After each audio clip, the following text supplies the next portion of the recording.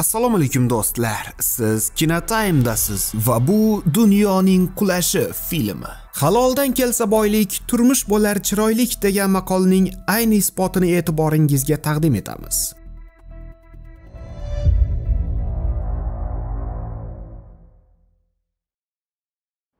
Laura ismli kino industriyasi yulduzi bo'lgan ayol turli xil ssenaristlarning ssenariylarini eshitish bilan band edi. Ularning ko'pchiligi ayolga yoqmasa-da, ularni xafa qilishga haqqi yo'q edi. Shunday kunlardan birida uning oldiga kelgan Todi qizlarga kam vaqt ajratayotganligini eslatadi, ammo karyerasini ustun qo'ygan Laura uchun buning qizig'i yo'q edi. Biroz tortishuvlardan so'ng qizlarning tug'ilgan kunida uchrashishni kelishib olishadi. Lauraning oldiga kelgan Alba ismli raqibasi shu yaqin oraga Snail ismli mashhur milliarderning samolyoti qo'nganligini aytadi.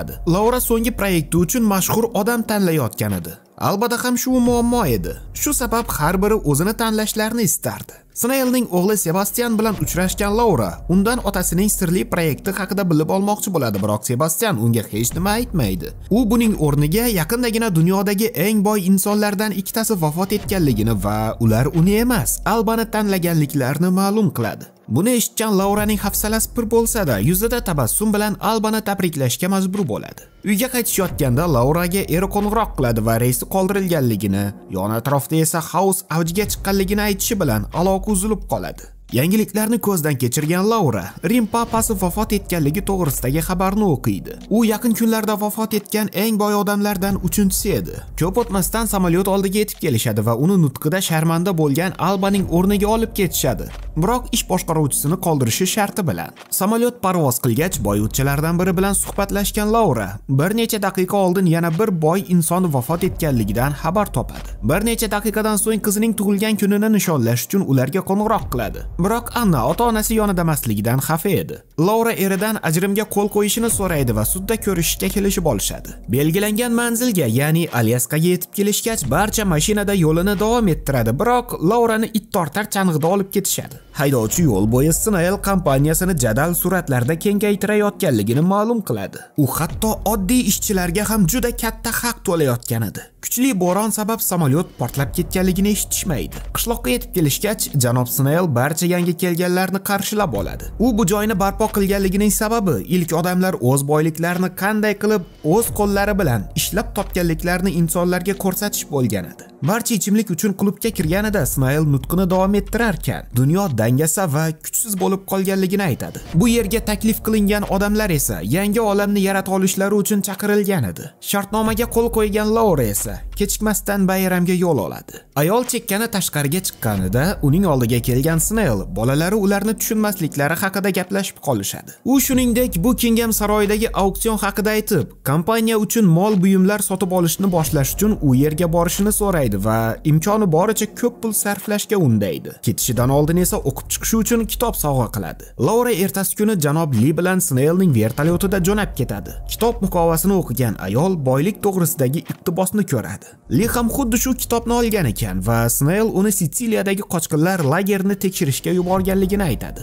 Yangiliklarni o'qigan ayol Buckingham saroyiga hujum qilishganliklarini ko'rib dahshatga tushadi. Bu haqida ma'lumot izlagan Laura butun dunyo bo'ylab milliarderlar va siyosatchilar sababsiz o'lim topayotganliklarini ko'rib qoladi. Hech kim nega bunday bo'layotganligini bilmasdi. Shu sabab bu ishlarda zaharlangan qimmatbaho buyumlar va terrorchilarni ayblashadi. Londonga yetib kelgan Laurani ish boshqaruvchisi kutib oladi va odamlar oshirib yuborayotganliklarini qirol shunchaki kasal bo'lib qolganligini aytadi. Terakt haqidagi mishmishlarga qaramasdan auksion Buckingham saroyida bo'lib o'tadi. Qimmatbaho suratni savdolashayotgan Lauraga qizi qo'ng'iroq qiladi va qizidan xavotir olgan ayol surat uchun 2 million taklif qilib uni yutib oladi. Qizining holidan xabar olgan ayol uzilishlar sabab uning ovozini yaxshi eshita olmaydi. Ayol mehmonlar orasida tishlar nur sochayotgan odamlarni ko'radi va to'satdan qichqiriq ovozlari eshitilishi bilan o'sha tomonga boradi. Qirol vafot etgan edi. Ertasi kundan boshlab televideniya va internet sahifalarida faqat eng boy odamlargina chalinadigan sirli gripp haqida muhokama qila boshlashadi. Ko'p o'tmas O'tmasdan tishlarning nur tarqatishi grippning ilk belgisi ekanligi ma'lum bo'ladi. Lauraga qo'ng'iroq qilgan onasi qizi u bilan Ispaniyada qolganligini xabar qiladi. Kompaniyaning Londondagi ofisiga borgan Laurani uning o'rnini egallagan ayolni ko'rganligidan xursand bo'lmagan Sebastian kutib oladi. Otasi uni haydaganligidan xabar topgan Sebastian kompaniya pullarni o'z fondiga o'tkazib yuborgan edi. Uning ham tishlari nur sochayotganligini ko'rgan Laura esa u yerdan ketishga qaror qiladi.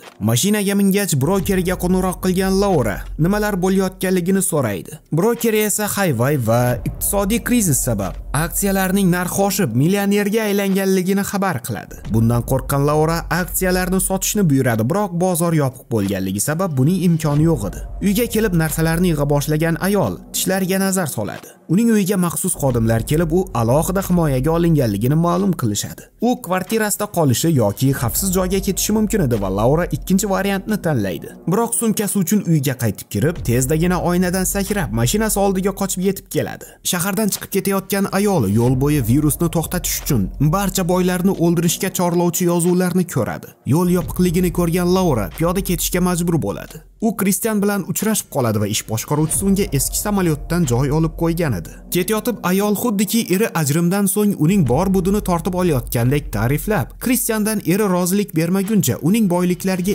egalik qilib turishini so'raydi. Biroq Laura boyligini unga o'tkazmoqchiligini tushungan Kristian chuchvarani xom sanaganligini aytib u yerdan ketadi. Vertolyot ko'tarilishi bilan eriga qo'ng'iroq qilgan Laura 6 soatdan so'ng oldilarga borishini xabar qiladi. Yo'lovchilar holatni muhokama qilisharkan, bu katta janjalga sabab bo'ladi. To'satdan ulardan birining tishlari nur sochishni boshlaydi va buni ko'rgan qolganlar uni zararlangan deb hisoblashadi, biroq erkak o'z joni uchun kurashishdan to'xtamaydi. Janjal vaqtida to'satdan havo shlyuzlari ochilib ketadi va uni uloqtirib yuborishadi. Janjal tugagach, yangiliklarni o'qiyotgan Laura barcha milliarderlar karantinga olinganligidan xabar topadi. Ularning ko'pchiligi kasallikka chalinmaslik uchun eng qimmatbaho narsalarni yoqib, kulini ko'kka sovurishni boshlashgandi. Ispaniyaga yetib kelgan Laura hukumat askarlarga sezdirmasdan aeroportdan chiqib olishni uddalaydi va Toniga qo'ng'iroq qiladi. Erini kutayotgan ayol Snell haqidagi ma'lumotlarni izlaydi va uning izsiz g'oyib bo'lganligi-yu aktivlari yo'q qilinganligi haqidagi xabarni o'qiydi.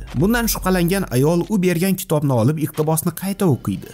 Laura hech qanday proyekt bo'lmaganligini, Snell shunchaki xodimlarga katta maosh va sovg'alar bergan holda boyliklardan xalos bo'lganligini tushunadi. Shu paytda eri uni olib ketgani keladi va yo'l bo'yi bu yerda ham barcha boylar karantin hududiga olib ketilganligi haqida aytadi. Postga yetib kelganlarda Laura sumkasidagi qimmatbaho buyumlarni topib olishlaridan qo'rqib qoladi. Toni bu ish uchun uni urishib sumkasini otib yuboradi va politsiyachilar ularni ko'zdan kechirib turishganlarida qandaydir yuk mashinasi katta tezlikda politsiya mashinalariga urilib portlash sodir bo'ladi.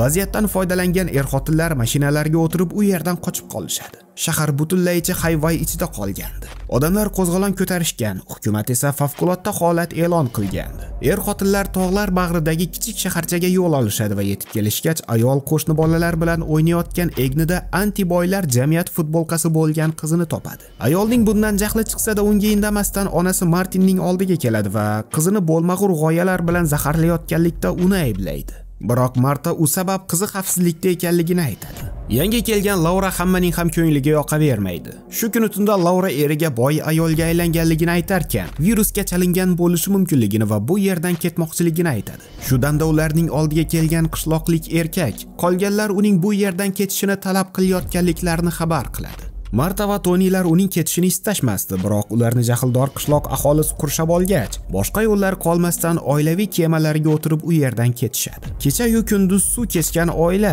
boshqa kemalar ham najot izlab yo'lga chiqqanligini ko'rishadi. Tunlardan birida qandaydir shovqinni eshitishadi va suvda qandaydir ayol yordam so'rayotganligini ko'rishadi. Ismi Jalin bo'lgan ayol 6 kun suvda yotganligini aytadi. Kutilmaganda harbiy qayiq paydo bo'ladi, bu esa ular Liviya chegarasiga yetib kelganliklarini bildirardi. Askarlar mamlakat qochoqlarini qabul qilmayotganligini aytib, ularning qayiqlarini shatakka olib, noma'lum tomonga tortib ketishadi. Ertasi kuni Afrika orollaridan biriga yaqin kelishlari bilan ularni kemadan haydab yuborishadi. Ular dengizda halok bo'lgan migrantlar xotirasiga bag'ishlangan o'ziga xos yodgorlik joylashgan orolga tushishgandi. Yon atrofni ko'zdan kechirgan guruh qochoqlar lageriga yetib kelishadi va ayni damda barcha ovqat uchun kurash boshlagandi.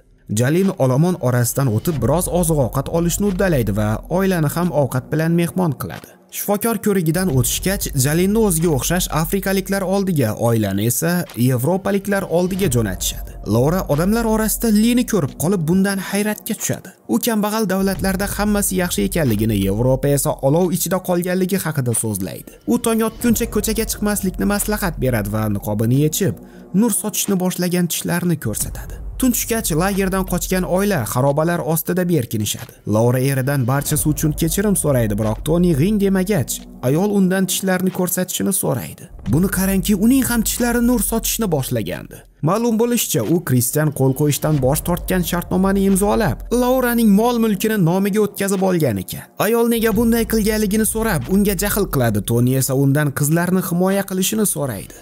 Ayni damda ikkita notanish erkak kelib Martani urib, Annani qo'lga olishadi. Qahrotiga mingan Laura qo'liga tosh olib, ikkita bosqinchining ham boshini majag'lab tashlab, buni ko'rgan oila a'zolarini shokka soladi. Ertalab lagerga qaytgan guruh hamma yoq alg'ov-dalg'ov bo'lganligini ko'rishadi. Tirik qolganlarga qo'shilgan oila a'zolari ulkan kemaga minib, orolni tark etishadi. Bir necha kunlik og'ir safardan so'ng qayiq nihoyat Afrika qirg'oqlariga yaqinlashadi. Biroq ortlarida paydo bo'lgan patrul kemasi to'g'ri ularning qayig'iga urilib, qochoqlarni cho'ktirib yuborishga kirishadi. Laura qizini qancha chaqirmasin javob ola olmaydi. Bir necha soatdan so'ng to'lqinlar Laura va bir qancha qochoqlarni sohilga chiqarib tashlaydi. Politsiya ularni qo'lga olmoqchi bo'ladi. Ulardan qochgan ayol tashlandiq binolar ichida berkinib oladi. Berkingani joy izlab yurgan Laura qari ayolni uchratadi va undan kiyim oladi. Mahalliy ayollarga o'xshab kiyingan ayol ko'chada bemalol yurishni boshlaydi. Plyajga qaytgan ayol qochoqlarga yordam berayotgan kichik guruhni uchratadi. Anna va Janillar xavfsizlikda edilar. Martin halok bo'lgan, Toni esa g'oyib bo'lgandi. Barcha qochoqlarni yig'ib yuk mashinasida olib ketishadi. Bir necha kunlik safardan so'ng ovqat va suv olgani to'xtashganida yo'lni piyoda davom ettirishga to'g'ri keladi. Ancha yurganlardan so'ng odamlar hayotni yangitdan boshlaydigan sohilga yetib kelishadi. Yangi kelgan qochoqlar boshqalar ham foydalana olishlari uchun shaxsiy buyumlarini umumiy savatga qo'yishga majbur bo'lishadi. Bundan so'ng qizi bilan tirik qolish va jamiyatga yordam berishni o'rgana boshlashadi. Tunlardan birida uning soatini taqib olgan ayolni ko'rgan Laura uning oldiga kelib, soatini chiroyli toshlarga almashishni taklif qiladi va bundan tabassum qilayotganida tishlari nur sochishni boshlaydi. Tamom.